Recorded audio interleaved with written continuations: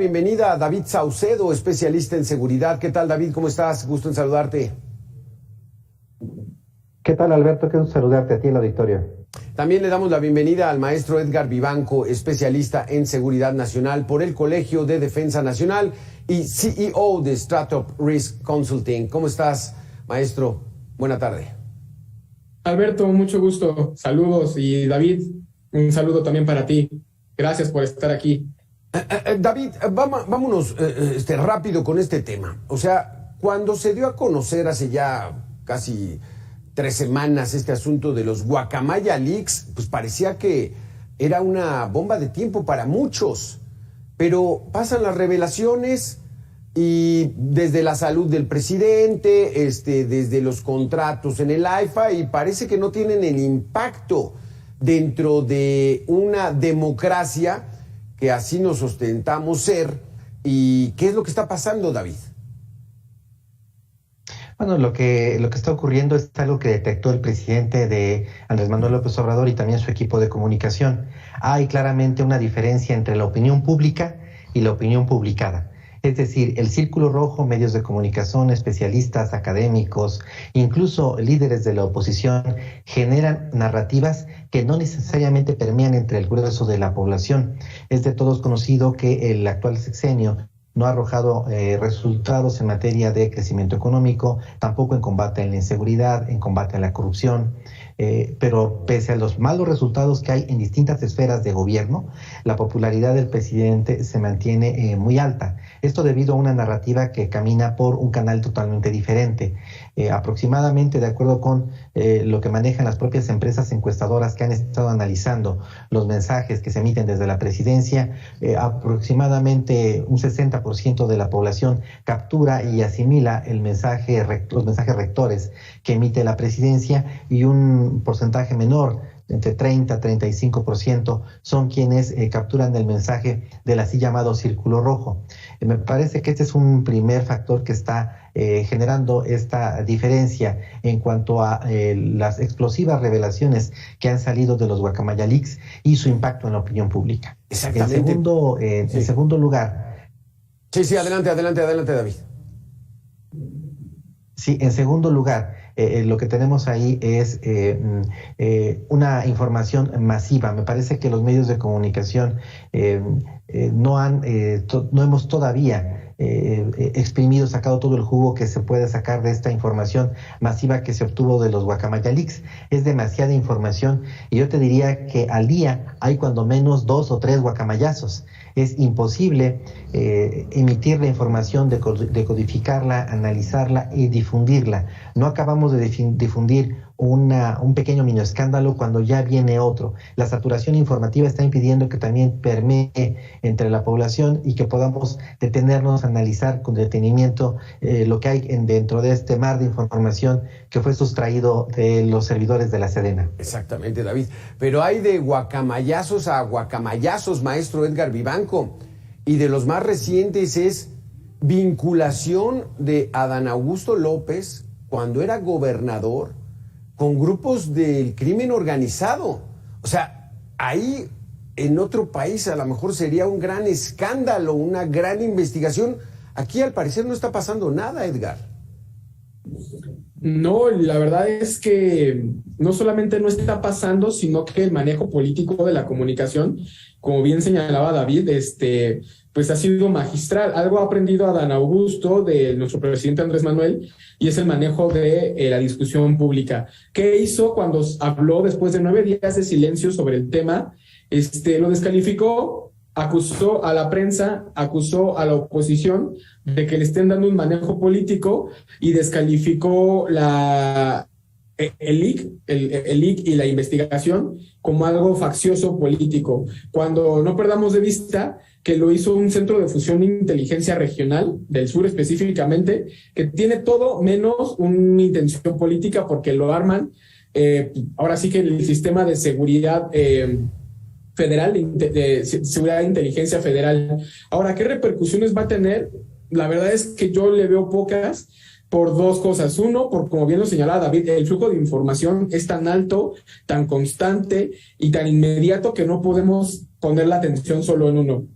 Y dos, es por la retórica que tenemos actualmente de la Administración Pública Federal, donde tenemos otros datos, donde tenemos otra verdad y donde aparte la verdad que es la oficial, no la que vemos en medios de comunicación, es una verdad que reposa más sobre argumentos morales que sobre hechos comprobables y contundentes. Es que esta información, David Saucedo, es muy grave, es verdaderamente escandalosa. El Centro Regional de Fusión de Inteligencia del Sureste, el CERFICE, tenía una investigación abierta contra funcionarios de seguridad pública durante la administración del ahora secretario de Gobernación, Adán Augusto López. Esto no es cualquier cosa, ¿no, David? ¿Cómo lo ves? Y es coincidente con otras investigaciones que se han realizado en el pasado y con las cuales se ha comprobado la colaboración de autoridades del más alto nivel en colaboración con grupos de crimen organizado. Estamos hablando de casos como el del fiscal Edgar Beitia de Nayarit o el secretario de Seguridad Pública de Aguascalientes, detenido recientemente en este sexenio por un caso de tortura, o los muchos casos en donde se ha comprobado que gobernadores en funciones han tenido colaboración con el crimen organizado. Digamos, no sería algo nuevo. El primer gobernador que yo recuerdo que en su momento fue acusado e incluso que se pidió licencia de manera anticipada antes de terminar su sexenio fue Mario Villanueva en Quintana Roo, esto en el sexenio de Ernesto Zedillo. Entonces, digamos que no es algo nuevo que los poderes locales pacten con las élites del narco en sus respectivas regiones a efectos de tener espacios de gobernabilidad o incluso colaborar en las actividades económico-criminales de los cárteles de la droga. Digamos que no me sorprende que así suceda, que así haya sido. Me sorprende que el ejército lo tenga documentado y que pese a ello no hayan tomado ninguna acción en este sentido. Y es también sorprendente, por decirlo menos, que ante esta revelación no haya la oposición sabido aprovechar este misil, este auténtico bomba que da en la línea de flotación de la 4T para enfrentar al secretario de Gobernación, Adán Augusto, y confrontarlo con las pruebas que el propio ejército acumuló en contra de sus colaboradores. Aquí creo que también hay una falta de pericia y de capacidad de la oposición para retomar toda esta información y llevarla a buen puerto. En este caso me parece que por lo menos, si no se va a judicializar el caso y pareciera que no va a ocurrir, por lo menos creo que está obligado el secretario de Gobernación a dar una explicación acerca de los antecedentes que él tenía acerca de sus colaboradores y se llegó a saber en algún momento que tenían algún tipo de vínculo criminal. Esto no es producto de una investigación de un medio periodístico de oposición de los que normalmente el presidente Andrés Manuel señala con acidez. Estamos hablando de información de inteligencia de la propia Sedena. Con el tiempo, creo que podremos saber algo más al respecto. Si la Sedena tenía información acerca de la posible colaboración de integrantes del equipo de Adán Augusto en colaboración con el crimen organizado, ¿qué tanto sabía la DEA? ¿Y qué tanto de lo que sabía la Sedena le fue proporcionado por la propia DEA? ¿Y qué información adicional podría tener la Marina, que tiene un servicio de inteligencia todavía mejor que el de la Sedena? Entonces, creo que todavía hay muchas preguntas sin respuestas. Creo que aquí sí la oposición en México se está viendo torpe para el manejo y la conducción de todos estos datos que son muy reveladores de lo que se cocina al interior de la 4T. A mí me da la impresión, después de conocer de manera sumaria todos estos datos, que la 4T decidió, al momento de ver a los grupos del narcotráfico, consideró que no eran un poder al que se tenía que destruir, sino era un poder con el que se tenía que negociar.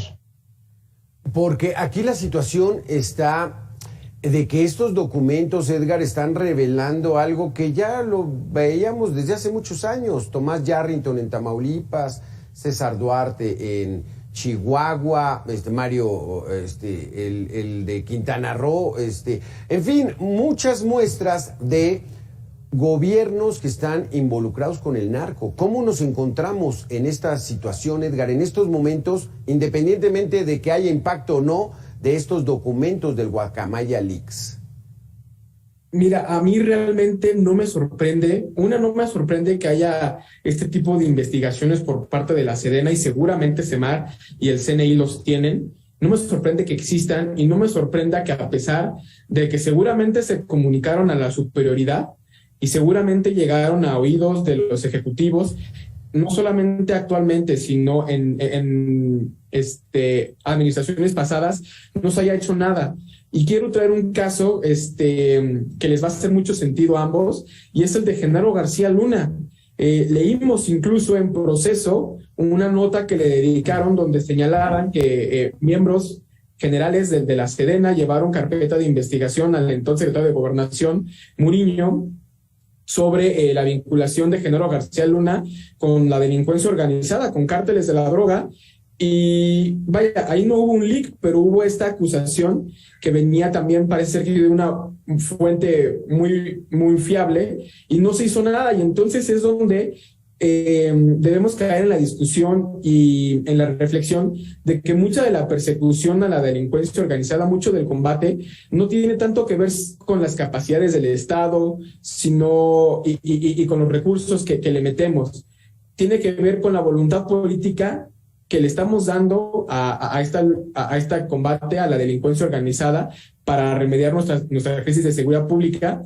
Y en este sentido es donde también debemos cuestionarnos qué estamos dispuestos a exigirles, qué incentivos negativos y qué castigos vamos a darles a aquellos funcionarios que incurren en este tipo de actos. Porque como bien decías al principio, Alberto, ¿qué va a suceder? ¿Vamos a ver la renuncia de Adán Augusto? No lo creo. ¿Vamos a ver que se baje de la carrera presidencial en el que ahora él es parte de las corcholatas? Tampoco lo creo. ¿Qué sí creo que vamos a observar? Es que él se va a casar con esta retórica ácida, como bien lo describe David, de denostar y despreciar. Ahí estamos teniendo un pequeñito problema. Vamos contigo, David. Entonces, David, en 2021, en marzo, el general Glenn Van Kirk, jefe del Comando Norte de los Estados Unidos, lanzó una acusación brutal sobre México. El 30% del territorio nacional está controlado por el narco, por las organizaciones criminales. No, inmediatamente lo desestimaron, no, está exagerando. ¿Cómo nos encontramos en estos momentos, David, donde, híjole, todos lo vemos, no hay manera de confirmarlo, pero ¿cómo está la situación? Es difícil decirlo, Alberto, ya que el control del narcotráfico en distintas regiones del país tiene y asume varias facetas. En algunos casos estamos hablando de un control total de las autoridades locales debido a la participación de los cárteles de la droga en procesos electorales, financiando candidatos y amedrentando candidatos que no sean de su agrado. En otros casos únicamente estamos hablando de parcelas de poder, es decir, estados o municipios en donde el narcotráfico no tiene ni le interesa tampoco tener el control político de alguna región, pero sí tener el control de las instituciones de seguridad, de las policías estatales, de los mandos regionales, de las fiscalías regionales o de las policías municipales. Y finalmente tenemos zonas oscuras en donde el territorio es tierra de nadie, o mejor dicho, es tierra de todos, en donde los distintos grupos de crimen organizado que se encuentran en el conflicto tratan de tener el control de una misma zona geográfica. Entonces es muy difícil saber en qué situación nos encontramos actualmente y qué porcentajes de territorio de México se encuentran bajo esta situación. Se contempla también que hay algunas zonas, territorios francos, como en su momento lo llegó a ser la Ciudad de México, en donde podían participar todos los grupos del crimen organizado a condición de que no realizaran eventos de alto impacto, que simbraran, por ejemplo, las ciudades como Querétaro, Monterrey o la Ciudad de México. Estos remansos de paz que poco a poco se han ido terminando porque han ido feneciendo los pactos que les dieron vigencia. Entonces nos encontramos en una tipología muy extraña en el país, en donde hay distintos niveles de presencia y de consolidación del poder criminal. Está de más decirte que hay algunos estados que de manera tradicional tienen una presencia y un componente muy importante de control por parte de los grupos de crimen organizado, como lo vendría a ser Sinaloa, o como en su momento lo fue en Nuevo León. durante algunos años la ciudad de Guadalajara por parte del cártel que tenía este mismo nombre. Entonces, creo que sí hace falta en todo caso una nueva tipología para saber en qué situación nos encontramos actualmente. Creo que, por ejemplo, el caso de Michoacán es emblemático en el sentido de que representó propiamente una zona geográfica en donde ni el gobierno del estado, ni el gobierno federal, ni los poderes, ni los gobiernos municipales tenían el control propiamente de ese territorio. Vastas zonas de Michoacán son controladas por grupos del crimen organizado sin que hubiera la presencia del Estado. Incluso los propios narcotraficantes empezaron a desempeñar algunas tareas como el cobro de impuestos o la prestación de servicios de seguridad pública privada para los pobladores de la región. En algunos casos también realizando obras de infraestructura, pavimentando, electrificando, poniendo líneas de conducción de agua. Es decir, la suplantación del Estado por parte de grupos criminales. Haría falta un estudio en donde tendríamos que participar muchos para saber cuáles son las distintas zonas en donde se puede verificar esta situación. Yo identifico así de manera sumaria como 4 distintos niveles de penetración del narco y de poder del narco regional en el país.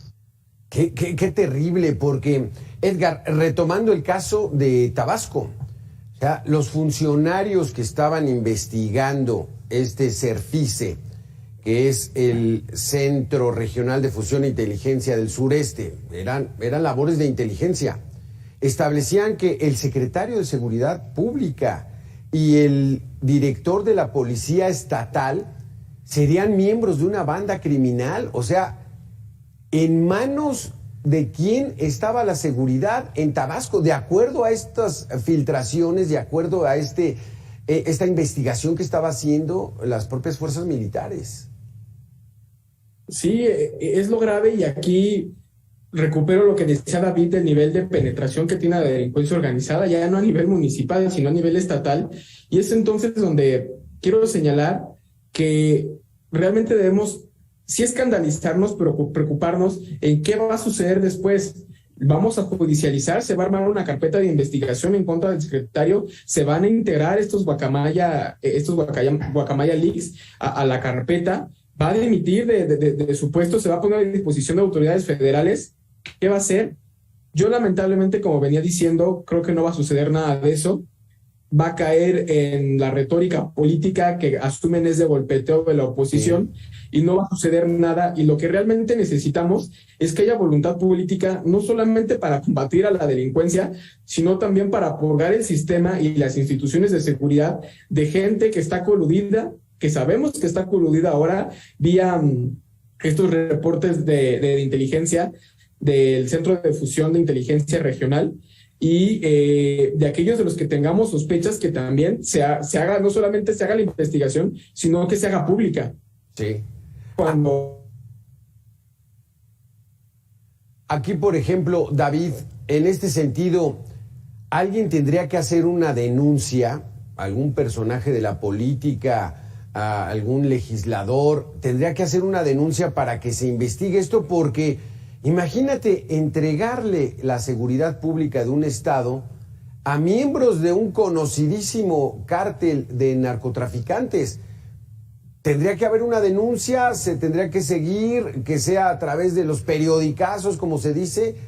¿Qué debería ocurrir, David? Platiqué justamente sobre este tema con algunos abogados, yo no lo soy.